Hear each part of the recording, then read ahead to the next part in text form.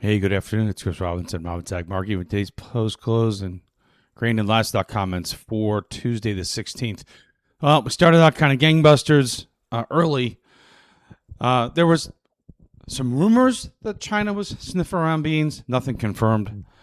But good thing is we came off our lows. Last night we traded down to 11.24, traded as high as 11.56 today, 56 and a half. And Novi beans finished at 11.46 and a half, up 11 and 3/4 cents. July beans traded to 11.07 and a half last night, hit a high of 38 and a half. So a 31-cent trading range. We settled at 11.30, up 10 and 3/4 cents. So a good turnaround. Maybe this market's trying to find the bottom again. When we broke $1 in wheat, we broke 80 cents in corn, we broke 92 cents in the beans. I know it's got to be overdone, so I'd imagine they're bringing out some bottom fishing. However, there was nothing confirmed today. It could have just been somebody, hitting the buy button, getting away from it. Sometimes that happens. There's somebody sitting in New York or LA that doesn't really care about, where they put their 500 lot order in. They hit buy and boom. So we'll see if it has legs for tomorrow. But all in all, a pretty good recovery. Dees corn finished up 3/4 cent at 4.42 and 3/4. Did trade as high as 4.48 and 3/4. July corn finished down 1 and 3/4 cent. 4.12 and a half was the low. 4.13 and 3/4 was the settlement. Is July corn still at risk of going down to 4.05 and a quarter? Absolutely, positively. We'll see if we can get through the week and have that not come into an effect. But that's the level everybody's looking at. It's a gap on the continuation chart. Is there still downside risk in corn? Yes, there is. What is that risk based on? In my opinion, it's based on a long-term trend line that goes back 6 years. So there's some support down there, at least on paper, if we were to go down and test that trend line. Some people like trend lines. Some people hate trend lines. I just know that lots of times they attract opinions. They attract business.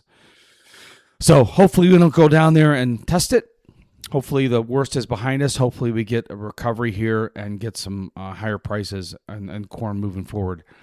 July beans, again, up 10 and 3/4 at 11.30 and a half. A good recovery in wheat as well. Another just about a 22 cent range in wheat. Kansas City, a 15 cent range there and well. So Kansas City, Chicago, both those contracts are trying to find support after, some pretty good sell pressure. If you look at that KC chart, it's pretty interesting. We keep running up against 643. We've done it about a half dozen times. I think if we can settle above that, that opens up the door to a bigger retracement. We got to remember, we just were at 750 on May 13th. We went from 750 to 614, right? So a pretty big sell-off. If you look at the long-term picture for KC July, it's still in an uptrend.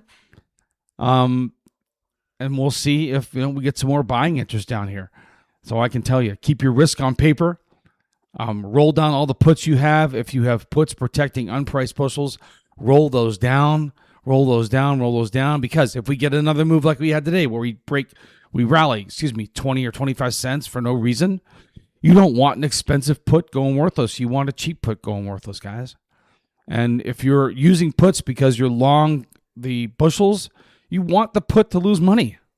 You don't buy a put hoping that it triples. If the put triples, it means you're getting crushed in the flat price. So roll those puts down, guys. And then we're going to wrap it up with the feeder cattle and fats, both pushing higher today. It looks like August fats want to go test that contract high at 251.65. We settled on our high today at 249.45. So we're a couple bucks away from that. Just an impressive honey badger recovery. The June 4th low, the New World screwworm low, 234. Here we are at 249. Now, are we going to take out the contract high? I don't know. It certainly is. I use this word probably too much, but it is a mulligan for anybody that was worried that they thought cattle was going to get completely hammered by the New World screw worm.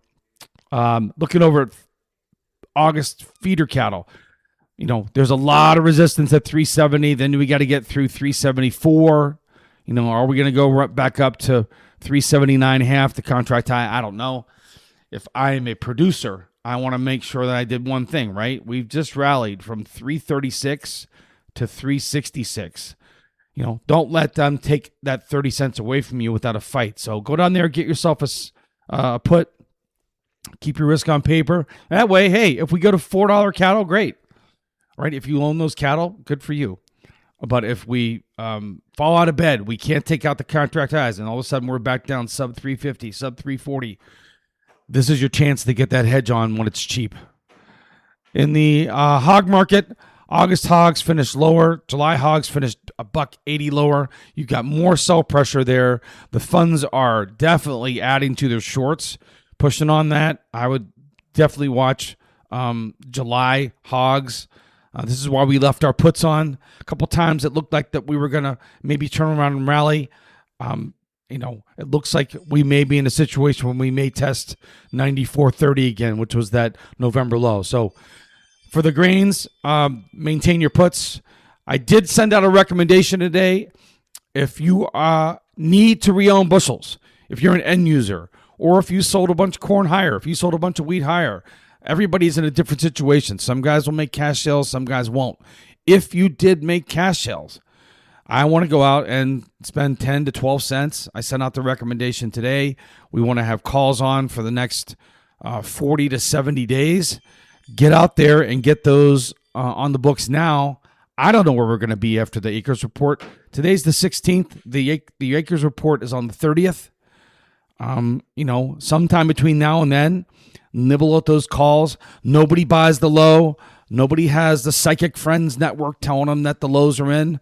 But based on history, this is where you want to be, making sure that you've got your risk on paper. And if you're a big end user, if you're a cattle person, right, corn's cheap. They're daring you to buy these calls, guys. Now, I can't promise you they're going to pay off. I don't play that game. I know everybody on social media is always bullish.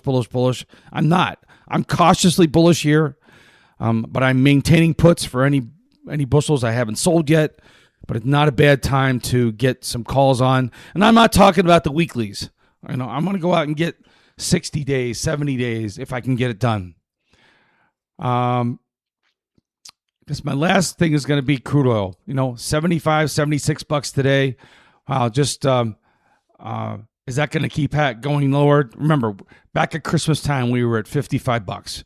So we basically come back to almost where we were. This war started on March 28th. March 28th, we were trading at $67, 66, 67. So if we get back down there, that'll be the complete reset. It's another $10 to go in crude oil. We'll see if that happens moving forward. We'll also see if that affects money flow in the grains. Okay, guys, have a great rest of the day. Thanks for your time. If you're not getting my letter, robinsonagmarketing.com. I did send out Sunday a webinar where I dig into a lot of these levels. If you want to take a look at that, send me an email. Give me a call. I'll send you the link. And all right, on that note, have a good rest of the day. This is Chris. Take care.